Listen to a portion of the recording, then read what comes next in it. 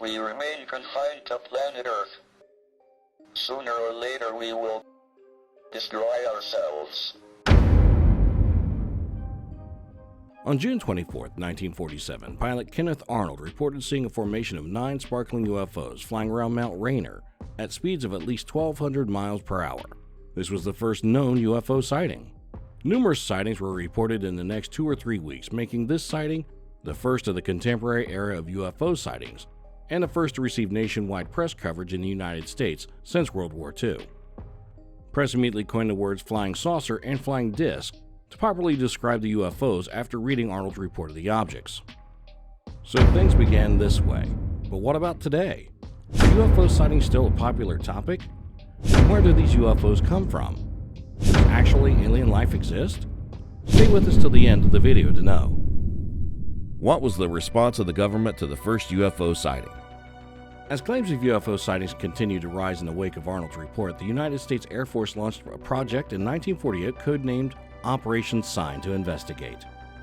One of the first hypotheses put up by those involved in the research was that UFOs weren't genuinely alien spaceships, but rather different sorts of advanced Soviet aircraft. Arnold and the prospector were considered reliable witnesses by the Air Force investigators who looked into the June 1947 incident over Mount Rainier, but they ultimately concluded that the two men had witnessed a mirage rather than actual flying ships. The longest running of the United States government official examinations into UFOs, Project Blue Book, began in 1952 and was preceded by Project Sign in 1949. Through the years of 1952 to 1969, Project Blue Book collected reports of over 12,000 UFO encounters and events associated with them. More than 90% of them were ultimately labeled as identified. Many of their origins could be tracked back to well-established natural or man-made processes. However, about 6% of the total was classified as unidentified, which includes incidents that investigators were unable to pinpoint a specific reason. How are the agencies observing the aerial phenomenon? Like we said in upfront, after the incident, which also marked the start of the Cold War between the United States and the Soviet Union, there was a spate of similar sightings. They were known as unidentified flying objects, and others speculated that they were paranormal, such as ghosts, aliens, and phantoms. Additionally, NASA has taken an interest in the phenomenon despite considerable skepticism and denial from the mainstream scientific community, 75 years after it was first reported. Furthermore, a U.S. federal government agency has established a commission to investigate UAP, which includes UFOs. NASA's Associate Administrator for Science, Thomas Zurbuchen, recently told reporters in Washington, D.C., the study will focus on identifying available data, how to best collect future data, and how NASA can use the data to move the scientific understanding of UAPs forward. An official from NASA defended this kind of investigation, saying, "The agency's research priorities span the quest for extraterrestrial life looking into enigmatic cosmic objects and phenomena, and aiding in the safety and security of American airplanes." The research project will begin later this year and will cost a total of $100,000. Why did NASA and the Pentagon recently get renewed interest into unexplained sightings? The Pentagon announced in 2021 that a new intelligence unit, the Airborne Object Detection and Management Synchronization Group, would be developed to investigate unidentified flying objects that pose a threat to U.S. airspace. A second organization, the Unusual Movement Pattern Task Force, was formed soon after the UAPTF's formation. The United States Office of Naval Intelligence produced a study indicating that between 2004 and 2021, it has been unable to determine the nature of 143 objects spotted in American airspace. Based on the data, 18 has unusual flight patterns or behaviors. Some of the items had created radio frequency radiation detected and processed by the U.S. military aircraft, according to a classified annexure to the report supplied to the Senate and House Intelligence Committees. We believe certain items are leaving and entering Earth on a regular basis because more research is needed to determine whether or not the sightings reflect breakthrough technologies. The U.S. Department of Defense already has many UAP research efforts or better understanding the phenomenon for national security concerns. It was in the 1940s and 50s that the earliest ones, including Project Sign and Project Grunge, were founded to investigate UFO sightings and examine the information they provided. However, after years of research, they recommended that the National Security Council debunk UFO tales and implement a public education drive to reassure citizens that there wasn't any supporting documentation for these interactions. Since then, the CIA and the Space Agency have decided to table the issue temporarily. The U.S. intelligence agency were already examining UFOs independently, but recent interest from NASA and the Pentagon has rekindled curiosity about the mysterious objects. What are the viewpoints of space writers on unusual sightings?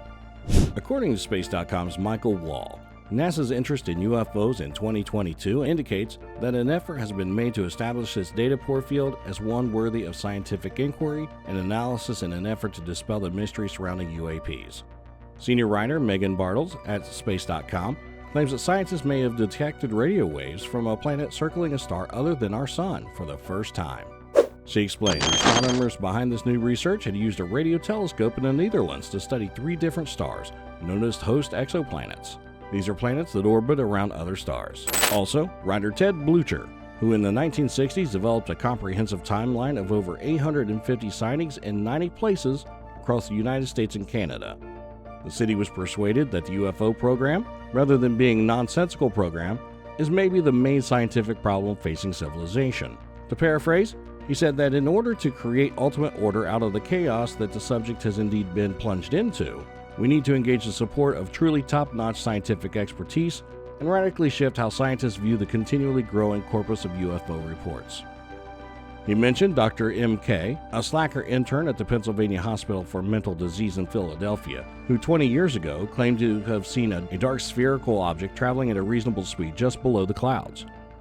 It's evident that something is up there in the air that our governments aren't telling us about, because a check with several agencies revealed that no balloons had been released over the region at the time, nor was it feasible to confuse the item with any form of recognized flying object. Have UFO sightings become an international cultural phenomenon? Can you recall seeing anything that resembles this? Blucher also described the usual appearance of these objects, claiming that they were spherical, flitted, and reflected the sun's light, and flew at altitudes between 20,000 and 30,000 feet. He explained that they might occasionally create a V formation, but that typically they flew as individuals. Sometimes they would move erratically, giving out what seems to be like vapor trails. In spite of scientific disapproval, the idea of extraterrestrial visitors to Earth has been a popular plot point in science fiction since the 1950s. Will we ever know the truth behind these UFO sightings? According to a recent BBC piece, scientists spent decades searching for objects from other solar systems, and suddenly 2 appear at once. When the next one will be captures, and what can we learn from it? In 2017, it was a tiny bright speck on the telescope at an observatory in Hawaii, and it suddenly appeared out of nowhere. The object was traveling through space at a speed of 57,000 miles per hour. It was thought to have originated in the direction of the extrasolar star Vega, which is 147 trillion miles from Earth. It had already passed the Sun, completed a flawless hairpin turn, and it was speeding off in an opposite direction when it was spotted. A spaceship-like disk or an elongated cigar could have been its form. It's been obvious that Oumuamua was suitably strange for something of extraterrestrial origin.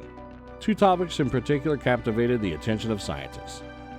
There were many theories about its likely structure, but none could explain its mysterious acceleration away from the sun's rays.